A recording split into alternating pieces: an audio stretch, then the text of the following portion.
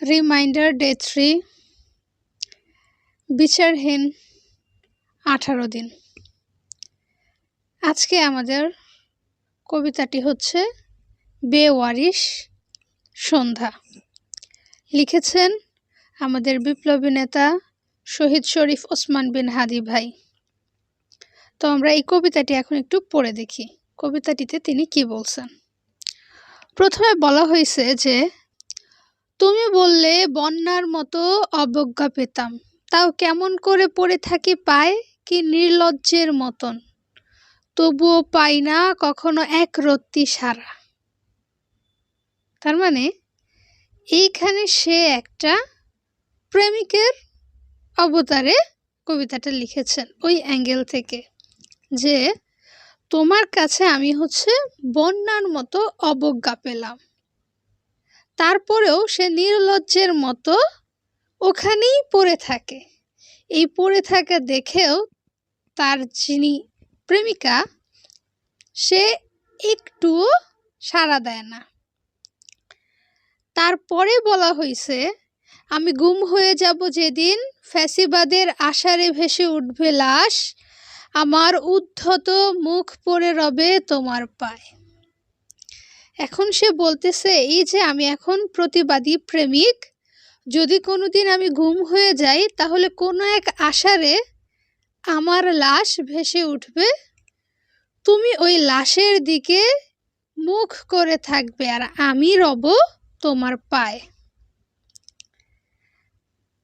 তারপরে বলছে যে ভাবো, ভালোবাসা ভেসে আছে বস্ত্রহীন শেকলবিহীন, বেওয়ারিশ সেই সন্ধ্যায় নিয়শোধ ইচ্ছে মতন।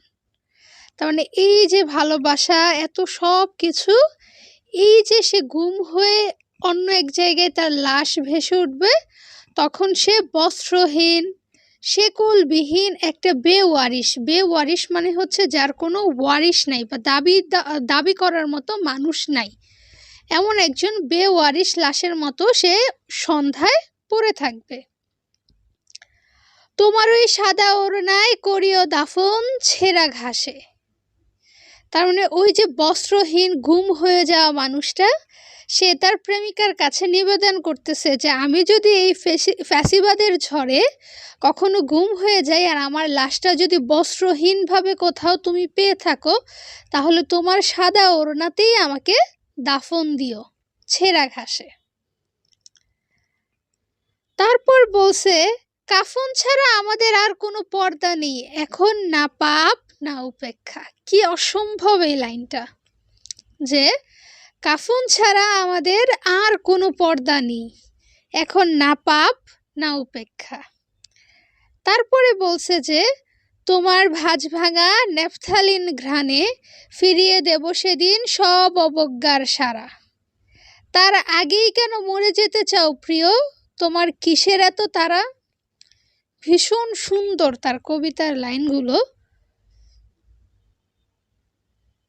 মানে একটা কথা আছে না যে ভালো মানুষদের আল্লাহ তাড়াতাড়ি নিয়ে যায়, এমন একটা উদাহরণ বাংলাদেশ পাইল। 100 বছর পর আমরা আমাদের মজলুম নেতা মাওলানা ভাসানী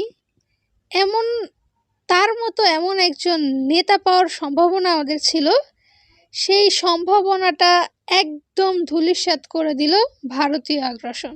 পরিশেষে একটাই কথা বলবো, উই ওয়ান্ট জাস্টিস। মুজিবের খুনিকে যদি বিশ্ব তন্ন তন্ন করে খুঁজে এনে মৃত্যুদণ্ড দেওয়া যায়, তাহলে অবশ্যই হাদি ভাইয়ের খুনিকে এনেও বাংলাদেশে শাস্তি দেয়া যাবে।